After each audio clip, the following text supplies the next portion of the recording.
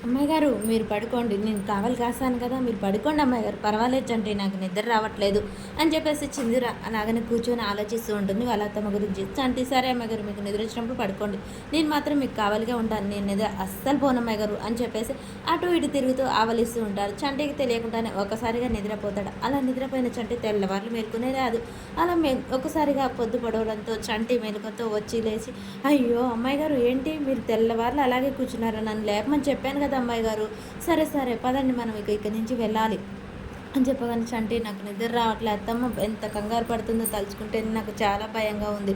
పర్వాలేదు అమ్మాయి గారు ఇప్పుడు మనం ఇంటికేగా వెళ్ళేది అమ్మగారు భయం అంతా పోతుంది సరేనా ఈ ఫస్ట్ యాప్పులతో పనులు తోముకోండి అని చెప్పేసి అలా చంటి యాప్పులలు తెచ్చేస్తాడు. సింధూర ఇక చంటి ఇద్దరు అక్కడే పనులు తోముకొని మొహం కడుగుతారు.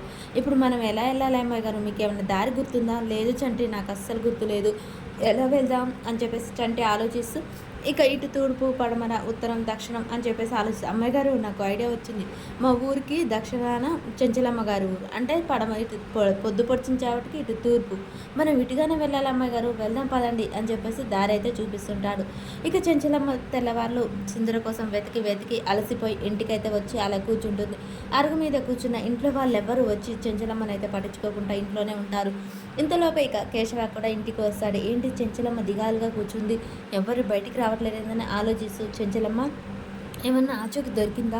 లేదండి మీకేమైనా దొరికిందా? లేదు చెంచలమ్మ అనగానే అయ్యో మన బిడ్డ ఇంకా ఇంటికి రాదా సింధూర్ ఏమై ఉంటుందండి అనగా చెంచలమ్మ ఒక పని చేస్తే పోలీసులో కంప్లైంట్ ఇద్దాం ఇప్పుడే నేను ఇచ్చేస్తాను. వద్దండి అలా చేస్తే మన బిడ్డ పరుగు పోతుంది మన పరువు అంతా గంగలో కలుస్తుంది వద్దు అలా చేయొద్దు అని చెప్పేసి అంటూ ఉంటుంది. ఇక సింధూర వీళ్ళైతే అలా అడవిలో నుంచి వస్తూ ఉంటారు. మనం వెళ్ళి సింధూర వాళ్ళ ఇంటికి వెళ్దాం అని చెప్పేసి కేశవ వీళ్ళు వెళ్తూ ఉంటారు. అలా వాళ్ళు అక్కడి నుంచి వస్తుంటారు వీళ్ళు ఇక్కడి నుంచి వెళ్తూ ఉంటారు.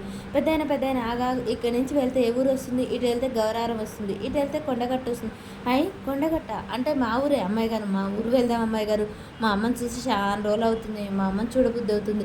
అక్కడికి వెళ్ళాక అక్కడి నుంచి బస్సులు ఉంటాయి కదా అప్పుడు మనం చెంచలమ్మ గారి ఊరికి వెళ్ళొచ్చు సరేనా అని చెప్పగానే సరే పద చంటి అని చెప్పేసి ఇద్దరైతే కొండగట్టు వెళ్ళడానికి నిర్ణయించుకుంటారు. ఈలోపు చెంచలమ్మ వస్తుందా